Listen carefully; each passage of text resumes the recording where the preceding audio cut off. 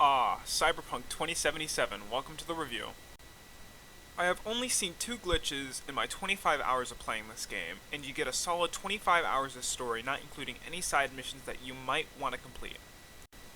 This game caters to any playstyle. You can hack, play with your balls out, you can sneak. With the different cyberware, you can choose how you go about playing out the different missions.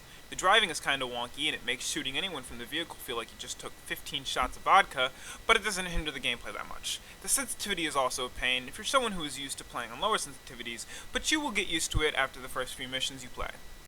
The AI in Cyberpunk are pretty stupid, but they're nowhere near as dumb as they used to be. They are all separate beings from each other, and they will now run you over.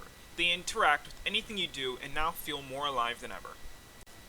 Now for the open world aspect of this game. There are areas in Night City that have been given more love than others. For example, Watson and the Badlands. These two places have completely different densities, and the amount of missions in these two areas are quite different in terms of numbers. You end up starting your journey in Watson, and most of your missions will be in Watson. The Badlands, you only really start seeing after Act 2. It's quite sad in these other areas like the Badlands not get more love, but hopefully in the future that will change. The story in Cyberpunk is pretty good. The story writing and conversations between the characters is fluent. Characters like Judy and Evelyn feel like real friends, and your conversations with Johnny Silverhand and Jackie Wells feel like real conversations. These characters feel real, and it makes the story way more immersive. The melee system in Cyberpunk is still pretty wonky. Meleeing is more like button mashing, and it just isn't that fun.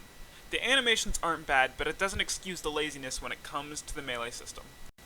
The cyberware in Cyberpunk has had a lot of thought put into them, and can cater to all playstyles. My favorite cyberware is the Sand Devistan, which allows you to slow down time around you.